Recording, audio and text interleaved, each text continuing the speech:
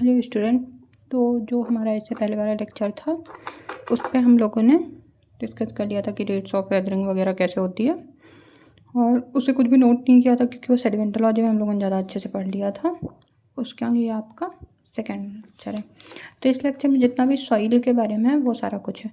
तो हमने इस बार से क्या किया है कि जैसे अभी तक हम आप लोगों को लाइन बाय लाइन एक्सप्लेन कर रहे थे चीज़ें, so line by line explain ना करके आपको अलग से ऐसे हम एक्सप्लेन कर देंगे और उसके बाद में आपको अपने आप से बुक को रीड करना है। ओके, उससे क्या होगा, अभी तक आपको एक एक लाइन रीड करके समझा रहे थे और अब तक में आपकी जो हैबिट है वो हो गई होगी कि कैसे आपको रीड करना है वगैरह। सो आगे का टॉपिक हम लोग आज स्टार्ट करते हैं। ओके, सो नेक्स्ट टॉपिक है सॉइल। सॉइल किसे कहते हैं, उसका क्लाइमेट क्या है, कैसे वो बनती है, किस टाइप की सॉइल होती है, ये सारा कुछ हम लोग आज डिस्कस करेंगे। तो उसके पहले एक क्वेश्चन है कि जो राजस्थान है उस पर सैंडी सॉइल, और जो केरला वगैरह वहाँ पे रेड सॉइल, और जो गैंजेटिक प्लेन है वो फर्टाइल होते हैं, और आर्कटिक है वहाँ पे जो लैंड है वो फ्रोजन है, सबको पता है। तो ऐसा होता क्यों है? ओके, सो आप खुद भी सोचना है इसके बारे में। और जनरली क्या होता है कि जो क्लाइमेट है वो वहाँ के वेदर को कंट्रोल करता है, और जो वेदरिंग है वो कंट्रोल करती है सॉइल फॉर्मेशन को, और सॉइल कंट्रोल करती है सिविलाइजेशन को। सो एक हमारा पूरा अगर हम चार्ट बनाएं कि किस तरीके से सिविलाइजेशन ग्रो करती है, सो क्लाइमेट कंट्रोल करेगा आपका वेदरिंग, एंड वेदरिंग कंट्रोल करेगी आपकी कि किस तरीके से सॉइल फॉर्म होगी वहाँ पर। Weathering control soil formation, and soil क्या कंट्रोल करती है, सिविलाइजेशन कैसी होगी। जैसे जो फर्टाइल लैंड है, जो प्लेन एरिया, वहाँ पर ज़्यादा लोग रहते हैं, वहाँ पर सिविलाइजेशन ज़्यादा अच्छे से ग्रो करती है। जबकि जहाँ पर ज़्यादा फर्टाइल वहाँ पर सॉइल नहीं है, ज़्यादा प्रोडक्ट नहीं हो सकता है, वहाँ पर ज़्यादा पेडिग्री वगैरह नहीं मिल सकती है हमें, ज़्यादा गेहूँ वगैरह नहीं उग रहा है, तो क्या होगा, वहाँ पर जो पॉपुलेशन डेंसिटी है वो भी कम होती है। ठीक, सो ये हो गया। उसके बाद में जो हमारी सॉइल होती है वो क्या होती है, एंड रेगुलित क्या होती है। आपको पता होगा कि रेगुलित क्या है एंड सॉइल क्या है। जैसे ही आप बुक पढ़ोगे तो बुक में स्टार्ट ही यहीं से होगा कि व्हाट इज रेगुलित। ओके, सो इसमें क्या होता है, जो भी हमारा लिथोस्फीयर है, ठीक, लिथोस्फीयर, या फिर जो हमारी क्रस्ट है, वो मॉडिफाई किसकी तरह से होती है, क्या क्या प्रोसेसेस उस पर चल रही होती हैं। सो वो मॉडिफाई होती है weathering, erosion, transportation,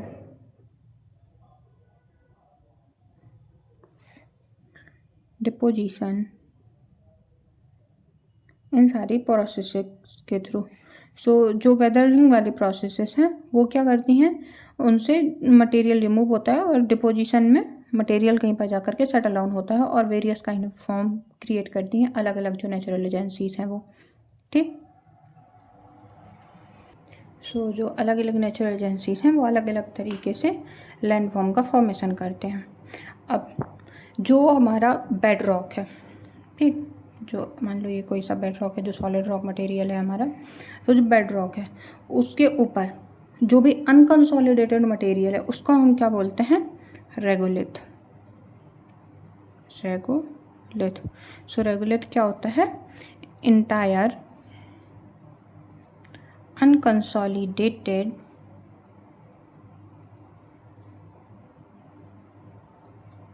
mantle of a bedrock। Okay, so ये क्या होगा, ये तो पहली बार लूज होगा, सीमेंटेड नहीं होगा, लिथिफाइड नहीं होगा, मतलब कंबाइंड नहीं होगा, ऐसे टूट बिखरी हुई। आपने देखा होगा ना कि ऐसे लूजली अनकंसोलिडेटेड मटेरियल होता है जो अपर पार्ट पे ऐसे ही सरफेस पे डला होता है, उसको हम क्या बोलते हैं, रेगुलिथ। ठीक, सो ये हो गई हमारी रेगुलिथ की डेफिनेशन। अब रेगुलिथ क्या क्या हो सकता है, एक होती है हमारी सॉइल एंड रेगोलिथ में डिफ्रेंसिएशन कैसे कर सकते हैं। सो जो रेगोलिथ है वो सिर्फ सॉइल नहीं होती है, उसके अलावा उस पर जो एलुवियम मटेरियल है वो भी आता है, स्क्री डिपॉजिट हैं वो भी, weathered rock fragments, volcanic ash and glacial deposit etcetera, sorry, ये सारी चीज़ें आती हैं जो हमारी रेगोलिथ है उसके अंदर। ठीक है। सो जिसके जैसे हमारा जो पूरा एक अगर हम देखें कि जोन क्या होगा तो कैसे होता है, सबसे पहले हमारा बेड रॉक होता है, यहाँ पे देखते हैं, सबसे नीचे बेड रॉक, बेड रॉक के बाद में क्या आता है, जो बेड रॉक है उसकी पार्शियली वेदरिंग हो रखी है, so partially weathered rock, partially weathered rock, उसके ऊपर क्या आएगा, अब ये जो रॉक है इसका कुछ फ्रेगमेंट्स होंगे जो कि पूरी तरीके से वेदर्ड हो चुके हैं, सो वेदर्ड फ्रेगमेंट्स। उसके ऊपर अब जब वेदरिंग हो चुकी है तो सॉइल फॉर्म होगी, सो सॉइल आ गई। अब सॉइल के ऊपर क्या होता है, वेजिटेशन ग्रो करती है। तो ये हो गया हमारा एक टॉप टू बॉटम किस तरीके से हमारी सॉइल जनरेट होती है, या पूरा का पूरा जो जोन है रेगोलिथ का वो किस तरीके से है। ठीक, गुड। अब जो थिकनेस है वो कैसे वेरी करती है, इसमें हो सकता है कोई स्टीप माउंटेन हो तो वहाँ पे क्या होगा, जो रेगोलिथ है वो थिन होगा, और जो स्टेबल प्लेन है वहाँ पर थिक रेगोलिथ जनरेट होगा। क्यों, क्योंकि मान लो कोई प्लेन है वो इस तरीके से है, वर्टिकल है, ऑलमोस्ट वर्टिकल है, तो वहाँ पे जो यहाँ वेदर्ड मटेरियल है वो क्या करेगा, रुक पाएगा या नहीं रुक पाएगा, नहीं रुक पाएगा, वो डायरेक्ट यहाँ से ट्रांसपोर्ट हो जाएगा। पर अगर वही मटेरियल फ्लैट है तो जो मटेरियल यहाँ पे वेदर्ड हो रहा है वो यहाँ का यहाँ पर ही रह जाएगा, उतना स्पीड से ट्रांसपोर्ट नहीं होगा। सो जो भी स्टीप माउंटेन एरियाज हैं, स्टीप माउंटेन, वहाँ पर क्या होगा, रेगोलिथ थिन होगा। ओके, और जो स्टेबल प्लेन है वहाँ पर थिक होगा, क्योंकि इरोजन जो मटेरियल्स हैं उनको हटा देगा। ठीक है, जैसे जो पेनिनसुलर इंडिया है, पेनिनसुलर इंडिया में क्या होगा, थिक रेजिडुअल ग्रोथ होगी, और जो हिमालय है वहाँ पर जो इमेच्योर सॉइल है वो भी थिन, जो इमेच्योर सॉइल है वो मिलेगी। ठीक, so only that part of regulate which support plant growth, उसको क्या बोलते हैं हम, सॉइल बोलते हैं। तो ये हो गया। अब जब बेड रॉक के ऊपर ये जो भी है, पार्शली वेदर्ड रॉक है, सॉइल है, फिर ये सारा कुछ क्या है, रेगुलेट है, पर सॉइल यहाँ से स्टार्ट होती है, तो वो पार्ट रेगुलेट का जिस पे वेजिटेशन ग्रो करती हैं उसको क्या बोलते हैं, सॉइल बोलते हैं। सो soil, only that part of regulate, only that part of regolith which support plant growth is called soil. So which support plant growth. Okay, अब जो सॉइल है, सॉइल के कंपोनेंट क्या क्या हो सकते हैं, एक तो इस पे हो सकता है मिनरल मैटर हो, दूसरा ऑर्गेनिक मैटर हो सकता है, वाटर एंड एयर, ये सारी चीज़ें मिल सकती है। मिनरल मैटर कहाँ से डिराइव्ड होगा, जो पेरेंट्स रॉक है उनसे जब उनकी वेदरिंग हुई तो उनसे मिनरल मेटल डिराइव्ड हो गया। ह्यूमस या फिर जो डिकेड प्लांट हैं, एनिमल्स हैं, उनसे हमारा ऑर्गेनिक मैटर मिला।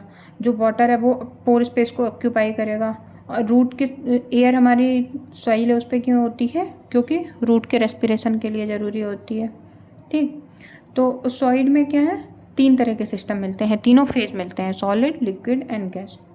गुड, तो ये हो गया हमारा सॉइल एंड रेगुलेट में डेफिनेशन। उसके बाद में जो ये 2.5.1 है, इसके आगे हम लोग पढ़ते हैं जो हमारी सॉइल प्रोफाइल है। नेक्स्ट वन है सॉइल प्रोफाइल। ओके, सो सॉइल प्रोफाइल होती क्या है, जो वर्टिकली कंपोनेंट होता है उसको ही हम लोग प्रोफाइल कहते हैं, कि कैसे सबसे लोअर पार्ट में कैसी सॉइल है, फिर अब कैसी सॉइल है, अब कैसी सॉइल है। ठीक। और ये होती क्यों है, डिफ्रेंशिएट क्यों होती है सॉइल? वर्टिकली डिफ्रेंशिएट होती है due to movement of water और biological activity. So soil profile generate due to movement of water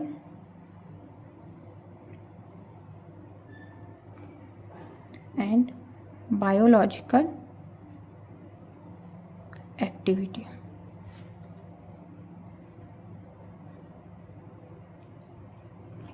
ठीक। अब सॉइल प्रोफाइल है, इसमें होता क्या है, जैसे आपका ये डायग्राम, इस पर सिर्फ A, B, and C दिया हुआ है और दो और होते हैं, बना सकते हैं आप यहाँ पर। एक होता है O होराइजन और एक ये जो बेड रॉक है इसको हम बोलते हैं R। ठीक। सो सबसे पहले O, A, B, C, and R। अब इनको हम लोग अलग अलग एक्सप्लेन करते हैं एक एक। सबसे पहले तो जब हम लोग सॉइल पढ़ रहे हैं तो सॉइल फॉर्मेशन जो है उस प्रोसेस को क्या बोलते हैं जिससे हमारी सॉइल फॉर्म होती है?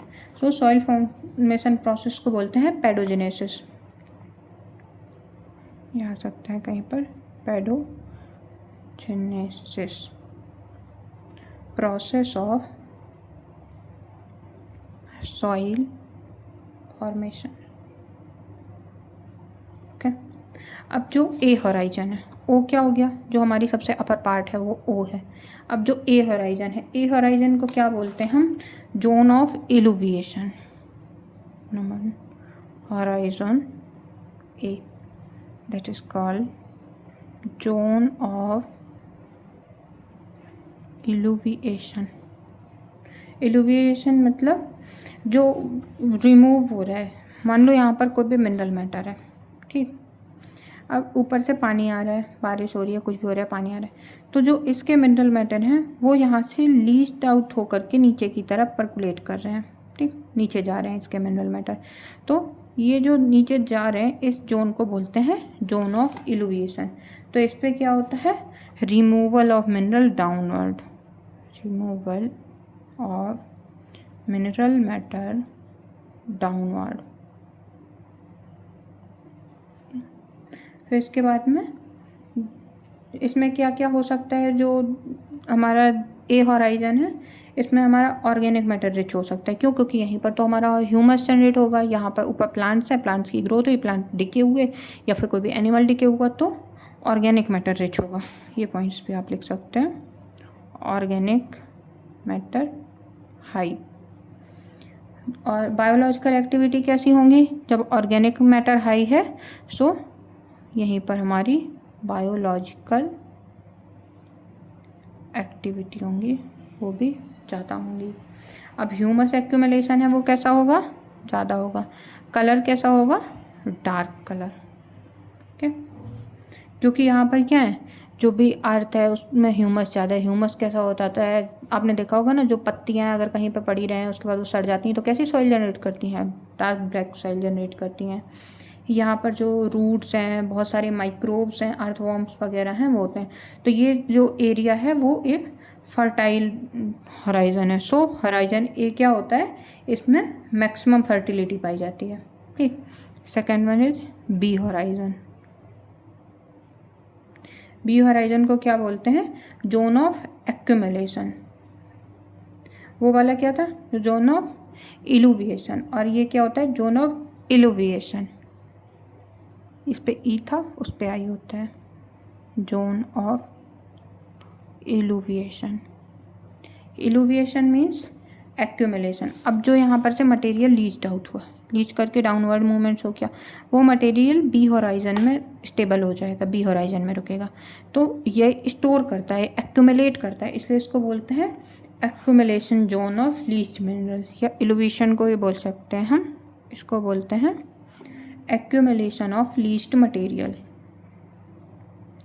accumulation of leached material। इसमें क्या क्या होता है? जैसे क्ले है, आयरन, एल्यूमिना, सिलिका, ये सारा का सारा जो मटेरियल है वो यहाँ पर आ जाता है। जैसे रेन वाटर ने पर्कुलेट किया डाउनवर्ड डिजॉल्व मिनरल का, और वो बी होराइजन में आकर के प्रेसिपिटेट हो गए। सो इस पर मिनरल मैटर हाई ग्रोथ मिलेगा। Third one is C horizon.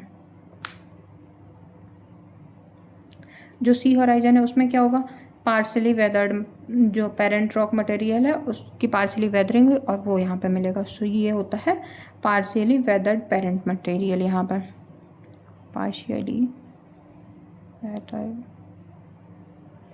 Parent material. ये क्या है, ट्रांजिशन है सॉइल एंड बेड रॉक के बीच में, ये होराइजन। ये देखो यहाँ पर बेड रॉक है और ये यहाँ पर ऊपर सॉइल है। So transition between bedrock and soil. और अब इतना नीचे आ गया तो इस पर बायोलॉजिकल एक्टिविटी कैसी होंगी, बायोलॉजिकल एक्टिविटी लो हो जाएंगी, क्योंकि यहाँ पर तक तो अर्थवर्म वगैरह आ रहे हैं जो नीचे बरो करके रह रहे हैं, तो वो जोन ऑफ इल्यूविएशन तक, बी होराइजन तक आ रहे हैं, पर जो सी है वहाँ पर नहीं आ रहे हैं। सो लो बायोलॉजिकल एक्टिविटी। ओके, और जो इंजीनियरिंग प्रॉपर्टीज़ होती हैं, रॉक्स की इंजीनियरिंग प्रॉपर्टी पढ़ा होगा ना आपने इंजीनियरिंग जियोलॉजी में, तो वो किस पे डिपेंड करती हैं, जो ये सी होराइजन होता है उस पर ही डिपेंड करती हैं। सो ए हो गया जोन ऑफ इल्यूविएशन, बी हो गया जोन ऑफ इल्यूविएशन, सी हो गया वेदर ट्रांजिशन। इल्यूविएशन में क्या मिलेगा, ऑर्गेनिक रिच मिलेगा, इल्यूविएशन में मिनरल एक्यूमुलेट होंगे, और वेदर जोन है जो वेदरिंग ट्रांजिशन जोन है उस पर पेरेंट मटेरियल मिलेगा। ठीक, तो ये हो गया हमारा होराइजन। उसके बाद में हमारा जो नेक्स्ट है वो क्या है, क्लाइमेट एंड सॉइल फॉर्मेशन। आप या तो पहले बुक पढ़ लेना फिर लेक्चर देखना, या फिर पहले लेक्चर देख लो फिर बुक पढ़ना, ताकि आपको समझने में कोई भी प्रॉब्लम नहीं होगी। ठीक है, बहुत डिटेल में पढ़ाते जा रहे हैं तो कोई भी दिक्कत नहीं आएगा आपको समझने में। चलो, अब जो क्लाइमेट है, क्लाइमेट किस तरीके से डिपेंड करता है, जो इसकी हम लोग हेडिंग डाल लेते हैं अलग से, ताकि आप जब पढ़ो तो आपको डिफ्रेंशिएट हो जाए। Climate and soil formation.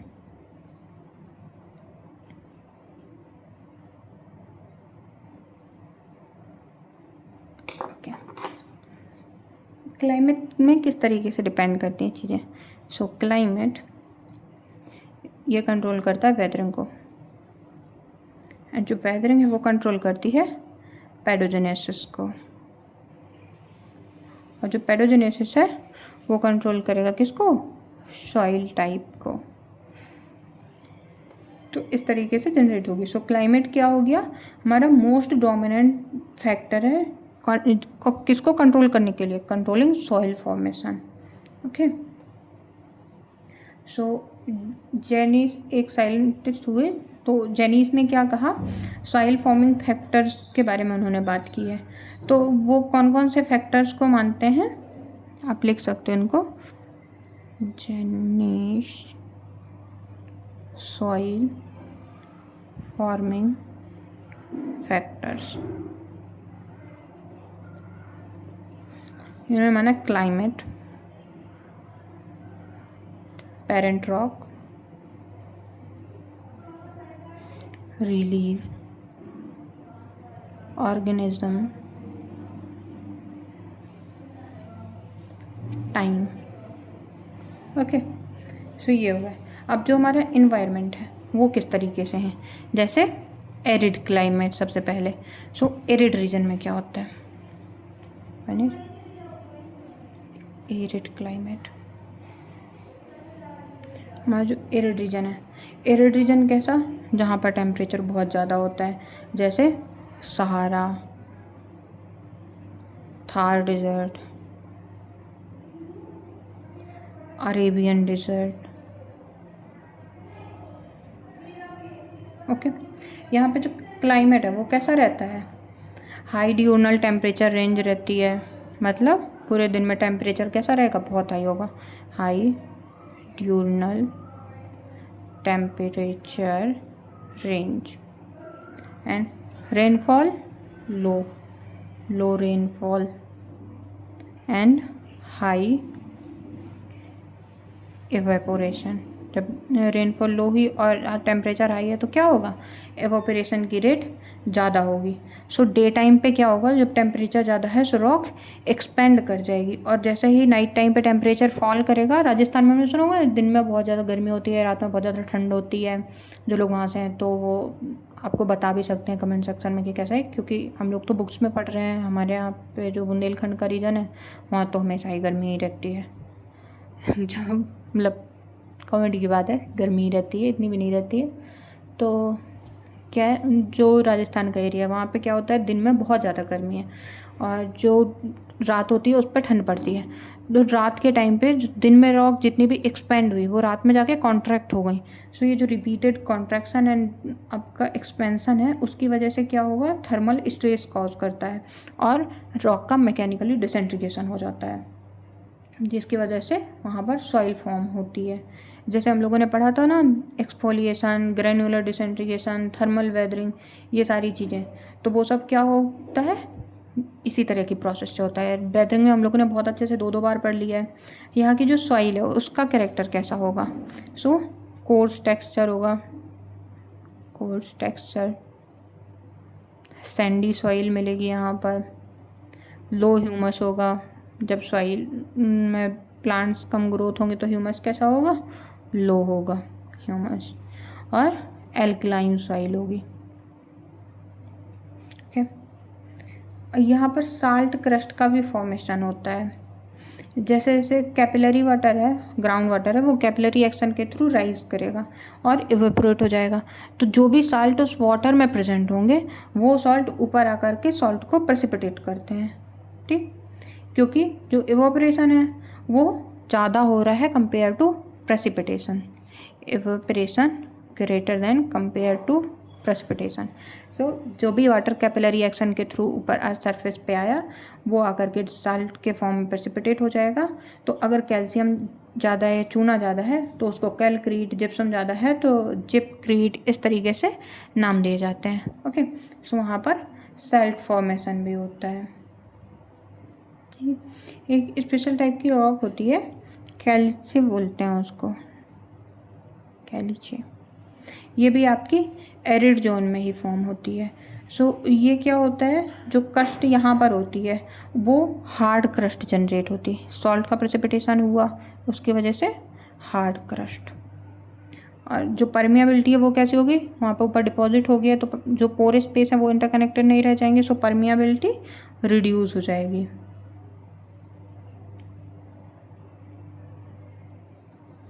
ठीक, रिड्यूस। और ये सारी की सारी चीज़ें जो फाउंडेशन होंगे उनको अफेक्ट करेंगी। सो ये हो गया हमारा एरिड रीजन। उसके बाद में second one is Arctic region. So Arctic कैसा रीजन है, ओके, सो जो आर्कटिक सॉइल फॉर्मेशन है, second one is Arctic formation. Arctic में डोमिनेंट प्रोसेस क्या है, फ्रॉस्ट एक्शन, बर्फ है ना वहाँ पर, सो फ्रॉस्ट एक्शन। तो यहाँ पर वेदरिंग की प्रोसेस कौन सी होगी, जहाँ पर बर्फ़ होती है वहाँ कौन सी होती है, freeze and thaw action, freeze and thaw weathering.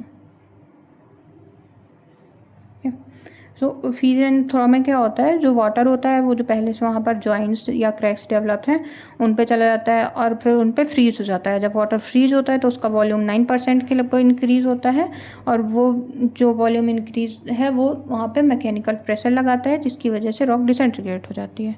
वहाँ पर पेरीग्लेशियल इन्वायरमेंट क्रिएट हो जाता है और वहाँ पर पेरीग्लेशियल फीचर्स बनते हैं। ठीक, इस तरीके से रॉक्स वेदर्ड हो जाती है।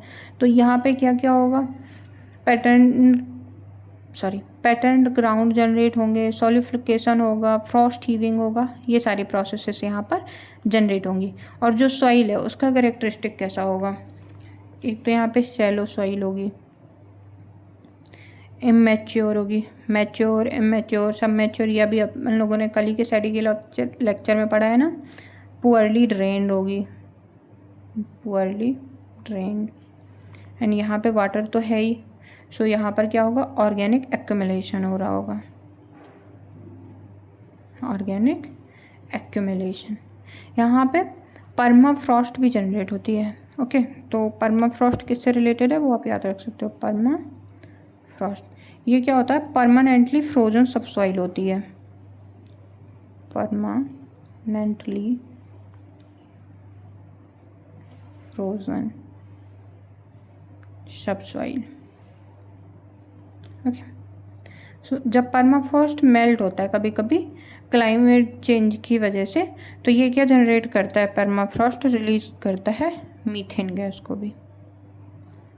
ठीक, सो ये हो गया हमारा आर्कटिक रीजन। अब फिर से इसके बाद में हमारा ह्यूमिड या फिर temperate climate. Third one is humid climate. Humid climate में क्या होता है, सब कुछ मॉडरेट में रहता है, मॉडरेट रेनफॉल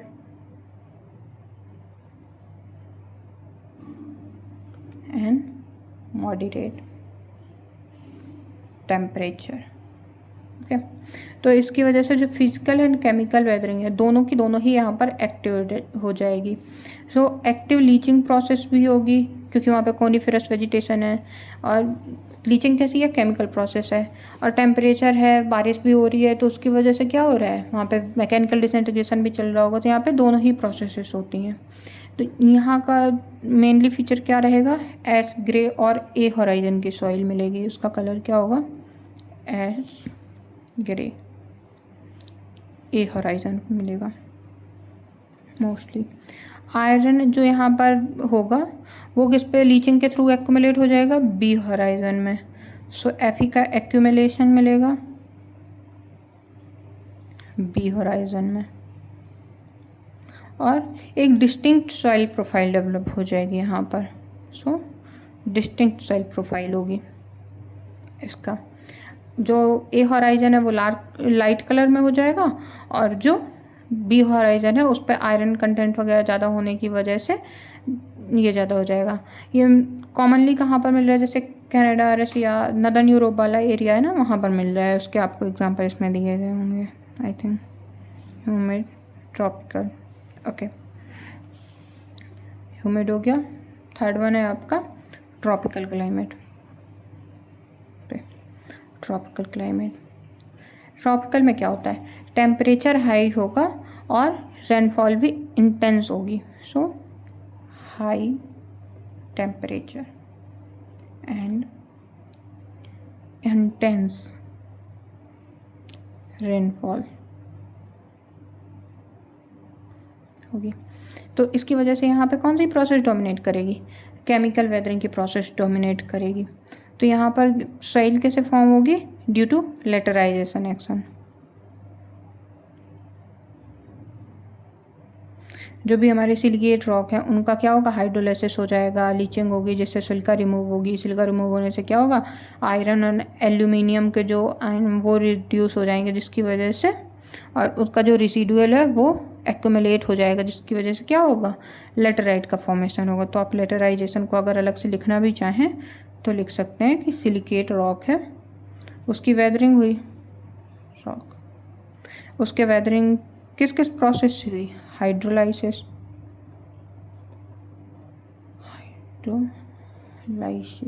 प्लस लीचिंग, और इसकी वजह से क्या हुआ, सिलिका रिमूव हो गया। सिलिका रिमूव होने के बाद में जो सिलिका नहीं, एफ ही होगा, आयरन एंड एल्यूमिनियम आयन जो यहाँ पर थे वो रेजिड्यू क्या होता है, जो वेदरिंग के बाद बचा उस पर एक्यूमुलेट हो जाएंगे। सो एक्यूमुलेशन, और इसी जो एक्यूमुलेटेड रेजिड्यू है इसके बाद में लेटेराइट का फॉर्मेशन हो जाएगा। ये हो गया हमारा लेटरेटाइजेशन। तो ये होता है यहाँ पे। और केमिकल प्रोसेस मेनली और कौन कौन से हो सकती हैं, ऑक्सीडेशन हो सकती है, हाइड्रोलाइसिस हो सकती है, हाइड्रेशन हो सकती है। यहाँ पे रेड कलर भी आता है सॉइल का कभी कभी, वो किसकी वजह से होता है, हमेशा रेड कलर सॉइल का जो फेरिक ऑक्साइड है उनकी वजह से होता है। ठीक, कभी कभी इसी वजह से जो लेटराइट एरिया है वहाँ पर क्या होता है, रेसिडुअल कंसंट्रेशन डिपॉजिट भी मिल जाते हैं, जो कि उसके लिए ज़रूरी होते हैं, इकोनॉमिक ग्रोथ में हेल्पफुल होते हैं हमारी।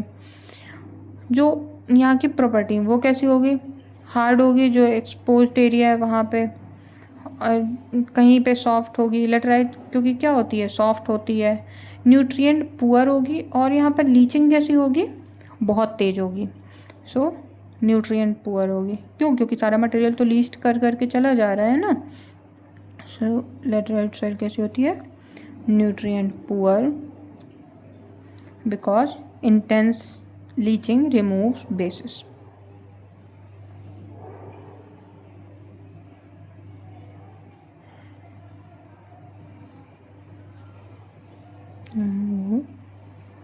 बेसिस। ओके, सो ये हो गया ट्रॉपिकल एरिया। उसके बाद नेक्स्ट हमारा कौन सा है, ट्रॉपिकल हो गया hard pan. So hard pan,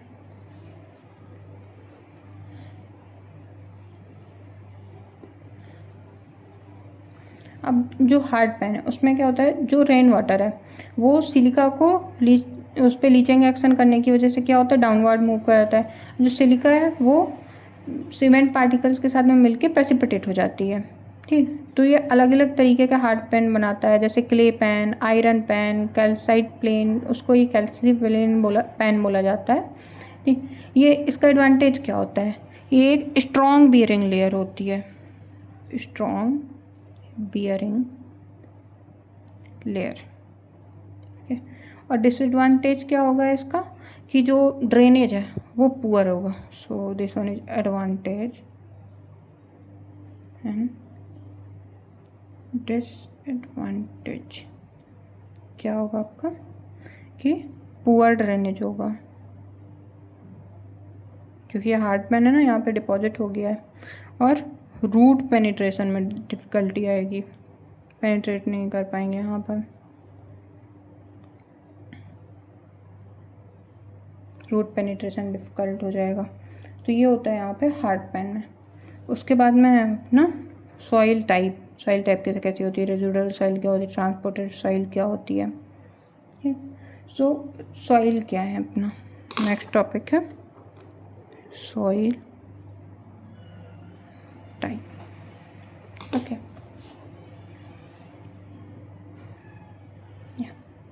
थोड़ा सा लेक्चर बड़ा हो रहा है, पर हम इस पे सॉइल टाइप क्यों पढ़ा दे रहे हैं, ताकि हमारा जो नेक्स्ट लेक्चर है वो फ्रेश टॉपिक से स्टार्ट हो, जो हमारा है work of wind.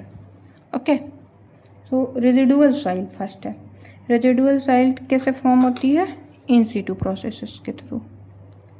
Residual soil form होगी इन सीटू प्रोसेस के थ्रू।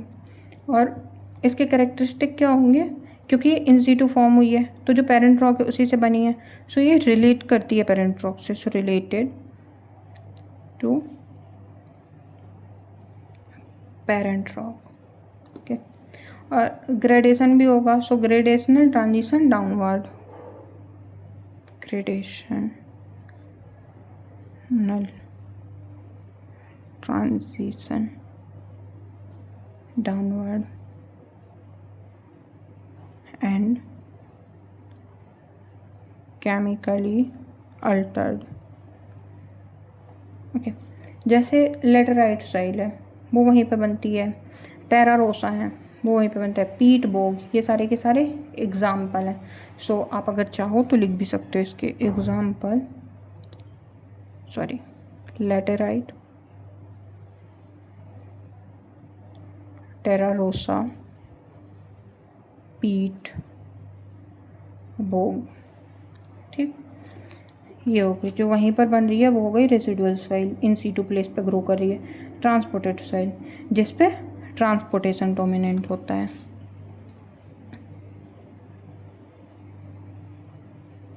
ट्रांसपोर्टेड सॉइल, ये क्या होती है, अपना जो ओरिजिनल प्लेस है उससे दूर चली जा रही है, सो moved from original place.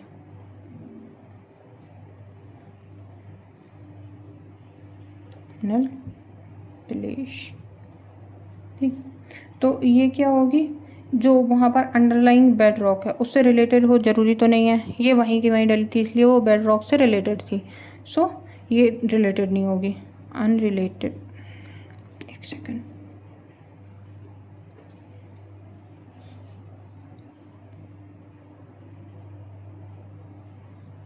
To underlying bed rock. Okay, अब उसके बाद में अलग अलग ट्रांसपोर्टेशन एजेंसीज हैं जो अलग अलग सॉइल पर वर्क करेंगे। तो वो कैसे वर्क करेंगे, अगर कोई भी ट्रांसपोर्टेशन रिवर ने किया है तो उसको बोलेंगे हम एलुवियल डिपॉजिट, लेक ने किया तो लेकस्ट्राइन डिपॉजिट, सी ने किया marine deposit, wind aeolian, glacier glacial deposit. तो based on transportation agencies name of soil vary. Okay, तो ये ट्रांसपोर्टेशन एजेंसी और नेम ऑफ साइल की टेबल है जो कि आप ध्यान से देख लोगे। जो एलुवियल है, एलुवियल क्या करता है, सॉर्टिंग करता है सेडिमेंट में। सो एलुवियल कैसे होता है, sorted sediment deposited by rivers. Example Indo-Gangetic plane.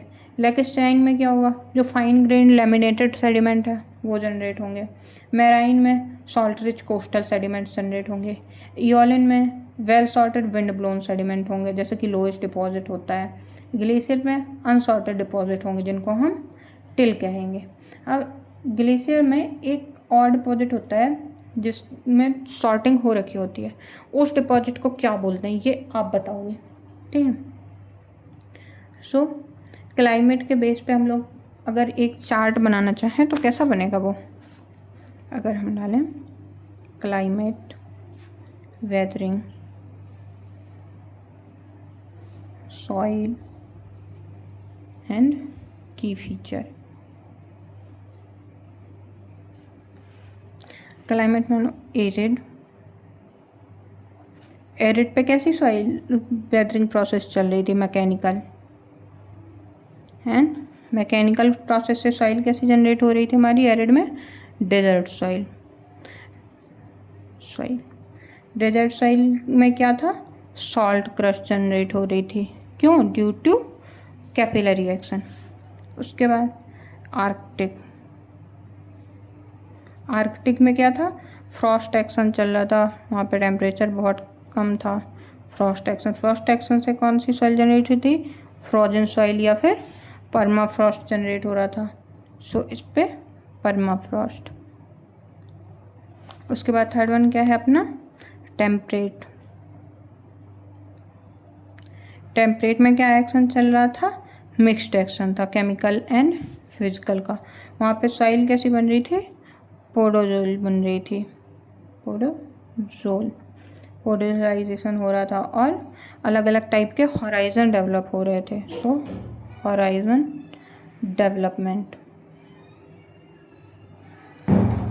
उसके बाद tropical environment.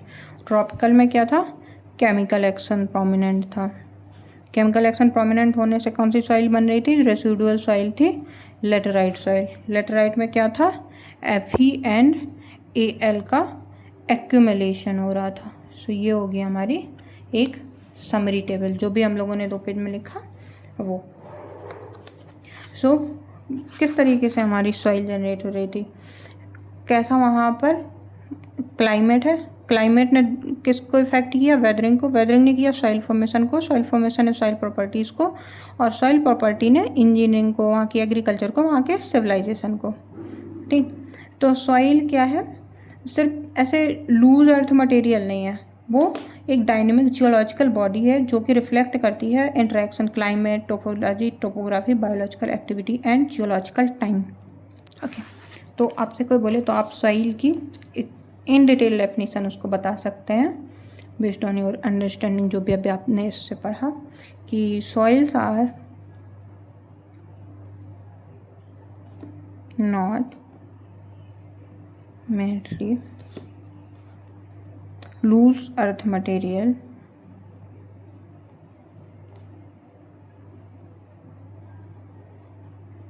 they are dynamic geological bodies reflecting the interaction of climate, lithology, topography and अभी एंड मत लिखो, biological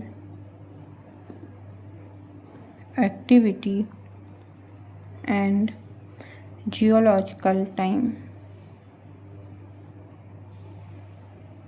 ओके, सो सॉइल को अंडरस्टैंड अगर आपने कर लिया तो आप लैंडस्केप को भी अच्छे तरीके से समझ सकते हो, ठीक है। तो ये पूरा का पूरा हो गया हमारा किस तरीके का सॉइल टाइप होता है, ठीक। अब यहाँ पर एक वर्ड आया होगा मेंटल, जब भी आप ये बुक पढ़ोगे तो एक वर्ड आएगा मेंटल, रेगोलिथ के टाइम पे। तो मेंटल का मतलब क्या है? जियोलॉजी में आपने तो एक मेंटल वो भी पढ़ा होगा जो इंटरनल स्ट्रक्चर में है। तो मेंटल का यहाँ पे मतलब क्या है? कवरिंग लेयर, जो कि किसी चीज़ के ऊपर स्प्रेड हो रही है। सो रेगुलेट क्या है? कवरिंग लेयर है लूज मटेरियल की, lying above the hard bedrock. So उसने जो कवरिंग लेयर है किसी के ऊपर फैली हुई है उसको बोला है मेंटल। इस पे तो उस पर कन्फ्यूज नहीं होना है अपन को, ठीक है। सो ये हो गया हमारा ये टॉपिक कंप्लीट, ठीक, good. So thank you so much. आपसे एक क्वेश्चन पूछा है, ट्राई करिएगा आंसर देने का। और ये ज़रूर बताना कि जो हमने आज इस तरीके से ये लेक्चर बताया, आपको एक्सप्लेन किया, उस तरीके से ज़्यादा अच्छा लगा आपको पढ़ के, जो लाइन बाय लाइन एक्सप्लेन करते थे वो ज़्यादा सही तरीका था। So thank you very much and the very best of your examination.